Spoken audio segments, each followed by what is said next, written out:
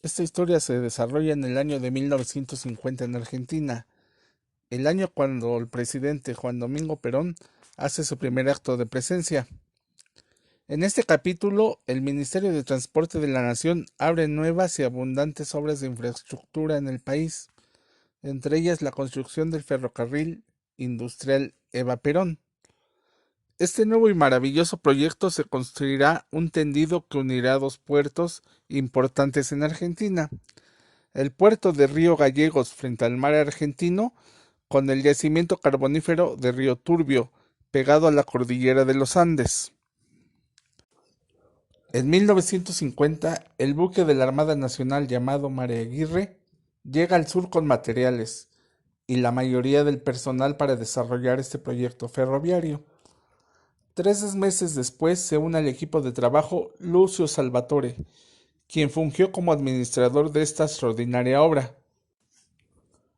Pero uno de los trabajos donde destacó este personaje es el desarrollo de un meticuloso diario, donde narra con lujo de detalles el desarrollo de esta obra, incluyendo los incidentes habidos dentro del campamento, logrando así un libro histórico que nunca publicó llamado Camino de Acero en Patagonia Austral. Cuando la obra del tren llevaba ya 3 meses de desarrollo, sucedió algo extraordinario en Argentina. Ya que se estaba realizando este tren industrial, los trabajadores y sobre todo el director de la obra se encuentran algo único, evidentemente fuera de lugar. Un avión de combate derribado. Lo interesante es que este avión no se ve oxidado, no se ve derruido por el tiempo, parece como si acabara de suceder.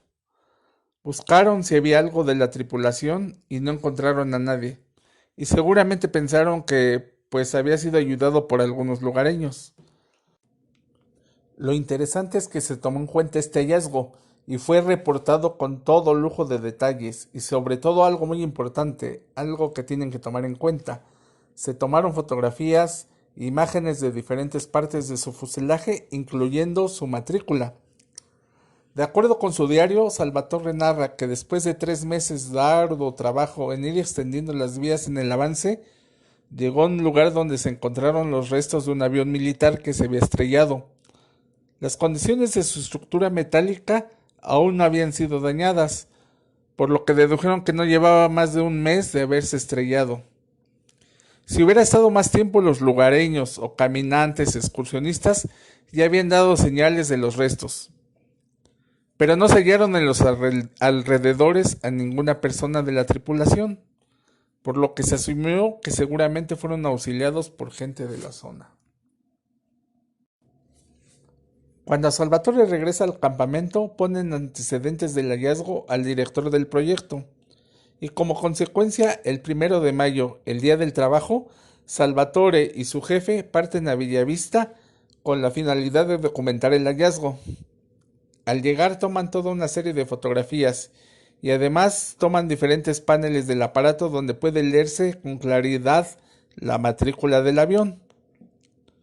Posteriormente, el material fue puesto a disposición del jefe del regimiento número 24 de Infantería en la misma ciudad, de Gallegos. Y como estaba previsto, el 24 de mayo se declara oficialmente inaugurado el ramal férreo industrial Eva Perón. A los 20 días del descubrimiento de los restos de este avión, el ejército prepara una partida para ir en busca del avión siniestrado. De manera simultánea, el submarino Ara S-1 Santa Fe fue enviado también a la zona de Río Gallegos. Al parecer, los restos de este avión tienen que llegar con premura y mucha discreción a Buenos Aires.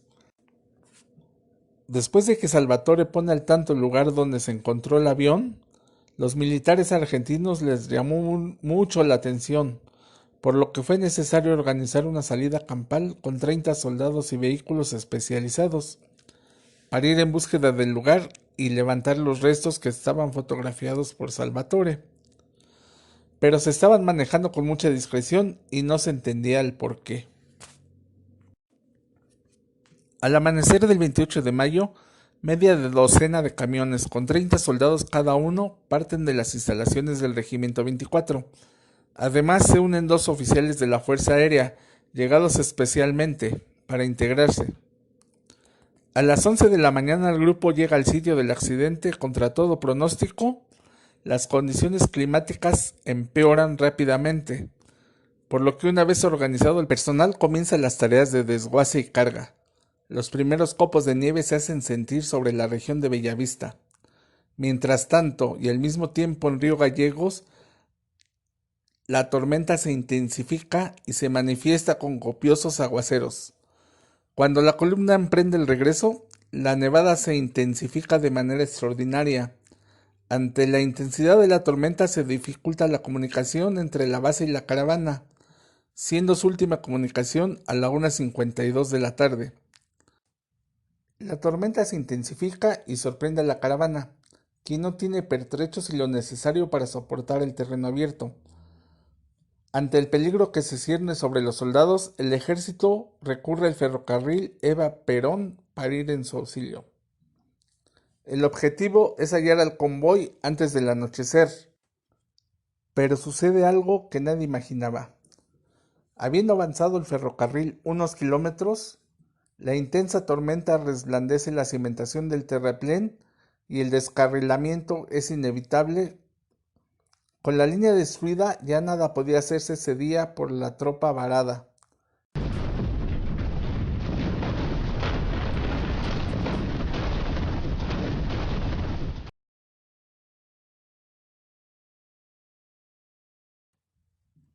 Desde la base central intentan comunicarse con la tropa atrapada.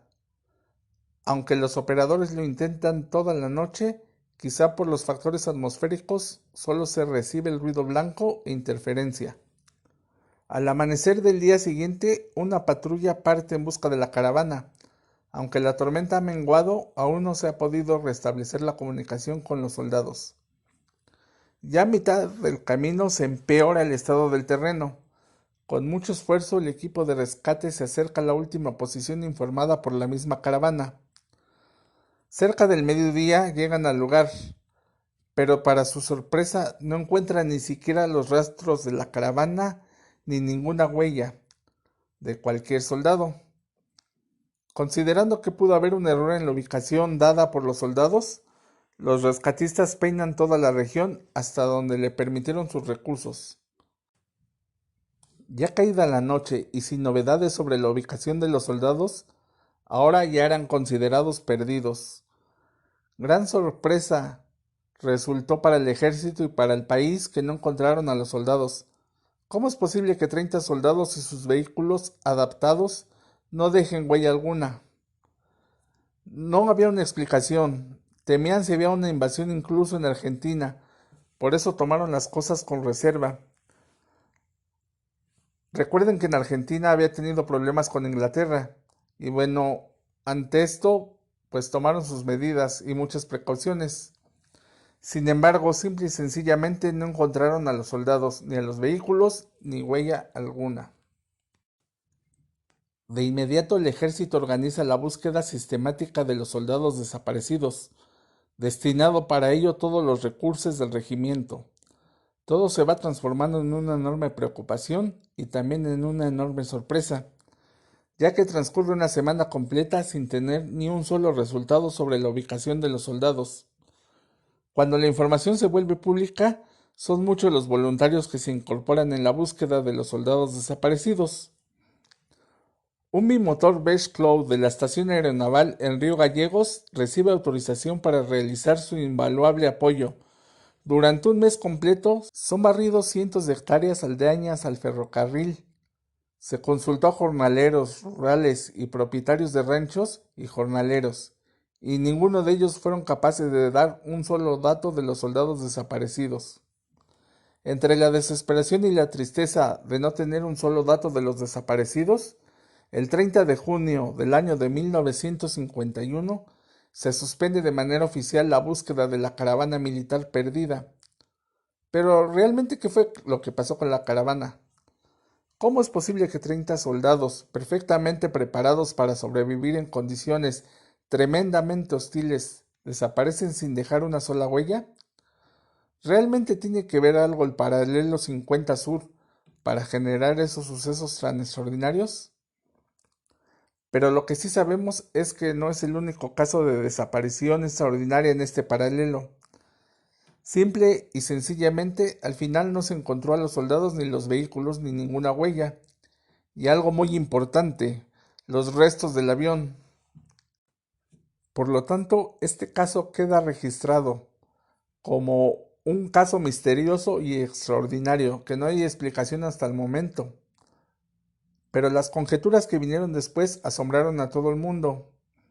Y déjeme decirle que el ejército se quedó con la boca abierta.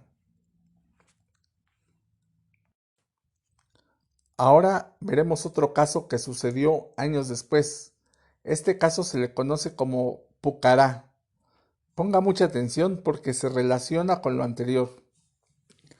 Para combatir eficazmente desde el aire a los grupos guerrilleros que se ubican en el norte del territorio argentino, se encomienda a la base militar de aviones de Córdoba la fabricación de un avión bimotor turbohélice liviano y versátil.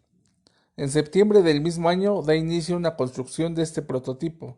Se trata de una pequeña nave biplaza dotada con un gran poder de fuego. Sin embargo, no es tan veloz como para ponerle un reactor de combate, pero sí tiene la suficiente versatilidad en el aire para enfrentarse a helicópteros, combatir a grupos de contrainsurgencia, pero esencialmente para brindar un apoyo en el campo de batalla. En agosto del año de 1969, el AX-2 realiza su primer vuelo, cumpliendo de manera sobrada todas las expectativas que se esperaba de él. Para el año de 1976 se entregan las primeras unidades. El avión es bautizado como A-58 Pucara. Y más adelante, en la tarde del 2 de abril del año de 1982, se viene a la región la Guerra de las Malvinas, un conflicto entre Inglaterra y Argentina, quien reclaman territorio de esas islas. La guerra desatada solo deja en pie 4 A-58 Pucaras. Después de ser evaluados, solo uno de ellos queda en condiciones operativas y fue puesto en un museo para el 13 de mayo de 1982. Desde el austero aeropuerto de la localidad de Santa Juliana, en Gallegos, y debido a tener casi escasez de aviones como consecuencia de la Guerra de las Malvinas, el teniente Fabio Rolands decide despegar en un Puracá. Los vuelos de reconocimiento aéreo a través del avión de matrícula A551 se han vuelto parte de su rutina. El teniente presta su servicio en la Primera Brigada Aérea del Palomar, provincia de Buenos Aires, y es transferido a Santa Cruz, apenas tomadas las islas por fuerzas argentinas. A las 9:30 de la mañana, el teniente se dirige a una clara ribera del Atlántico, y conforme el plan de vuelo apunta su trayectoria hacia el sur, de acuerdo con las excelentes condiciones climáticas, y volando a 300 pies, para vigilar las costas de la región.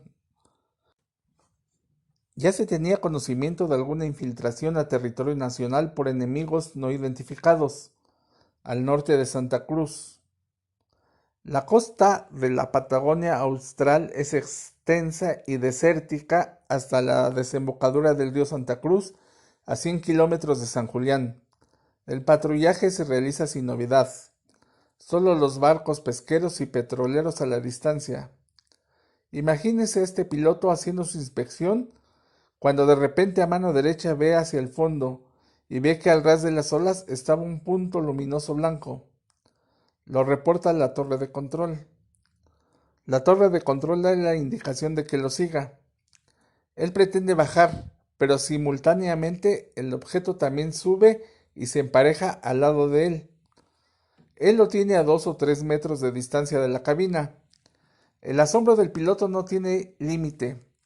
Expresa la maravilla de lo que está viendo y que no puede dar una explicación de lo que se trata. No sabe, no lo asocia como un fenómeno atmosférico de una manera, ni magnético, ni energético, ni tampoco con una nave. O sea, no sabe cómo explicarlo.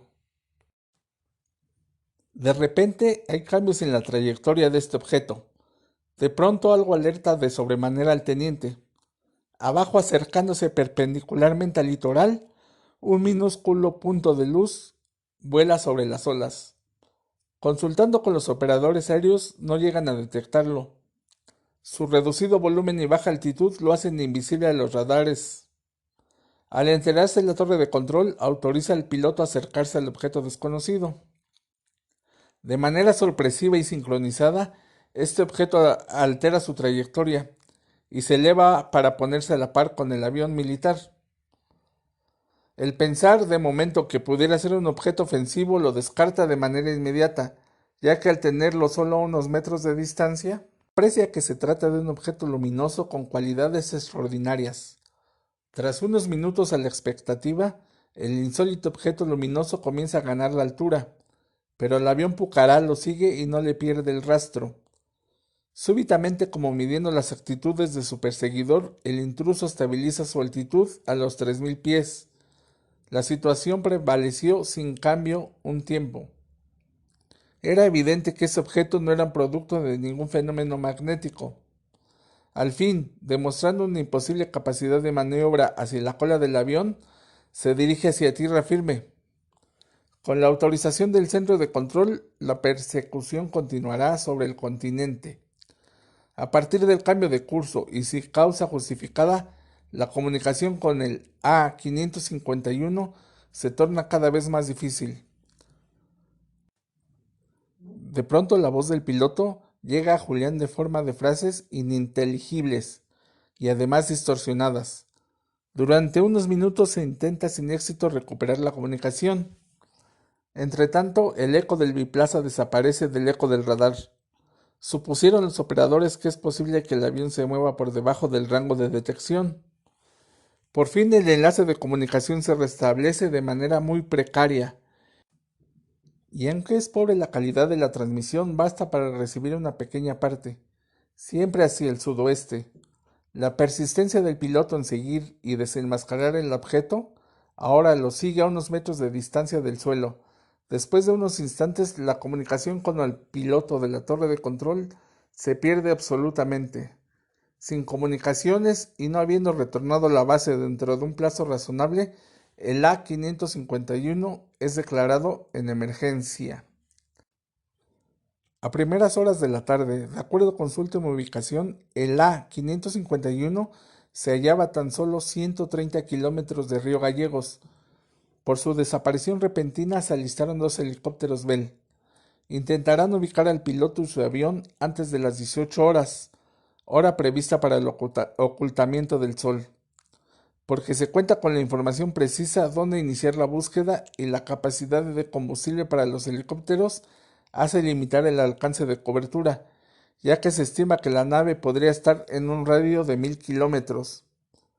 Casi al anochecer, los helicópteros regresan a su base sin pista alguna. Inmediatamente empiezan a coordinarse las tareas de salvamento, y sumarán recursos y refuerzos de las bases Comodoro de San Julián, Río Gallegos y Río Grande.